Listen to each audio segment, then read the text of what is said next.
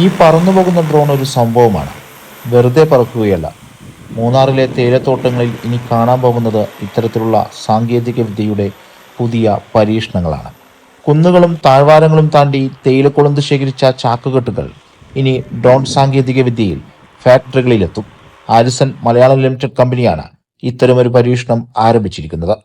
ദേവികുളത്തെ lock heart എസ്റ്റേറ്റിലാണ് quadcopter drone ഉപയോഗിച്ചുള്ള പരീക്ഷണത്തിന് തുടക്കമായത്.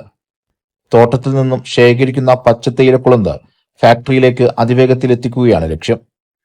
ദുഷ്കരമായ ഭൂപ്രകൃതിയുള്ള തേയിലത്തോട്ടങ്ങളിൽ തൊഴിലാളികളുടെ ജോലിഭാരം കുറയ്ക്കുക, ഗതാഗതത്തിന് വേണ്ട സമയം ലാഭിക്കുക, കമ്പനിയുടെ ഉൽപാദനക്ഷമത വർദ്ധിക്കുക എന്നിവയാണ് ഇതിലൂടെ ലക്ഷ്യമിടുന്നത്. നിലവിലെ പരീക്ഷണം വിജയകരമായാൽ കൂടുതൽ ഭാരം വഹിക്കാൻ ശേഷിയുള്ള ക്വാഡ്കോപ്റ്റർ ഡ്രോണുകൾ എത്തിക്കാനാണ് കമ്പനിയുടെ തീരുമാനം. Is one of the first estates in India to move from normal conventional spraying to drone spraying, and we are one of the first plantations to move towards mechanization. This is mainly to overcome the labor shortage in the industry. And now 2 years back we were the first to implement battery operated tea harvesters, and now we are harvesting tea with 100% mechanized way.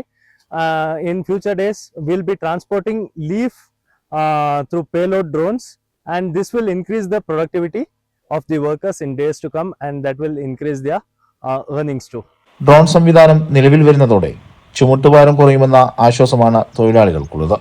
പദ്ധതി വിജയകരമായാൽ കൂടുതൽ എസ്റ്റേറ്റുകളിലേക്ക് വ്യാപിക്കാനാണ് കമ്പനിയുടെ തീരുമാനം. സാങ്കേതികവിദ്യയും തേയില വ്യവസായവും കൈകോർക്കുന്ന ഈ പരീക്ഷണം സാമ്പത്തിക പ്രതിസന്ധി നേരിടുന്ന തോട്ടമേഖലയിൽ മുന്നേറ്റമുണ്ടാക്കാൻ കഴിയുമെന്നാണ് പ്രതീക്ഷിക്കുന്നത്. News desk, true lens.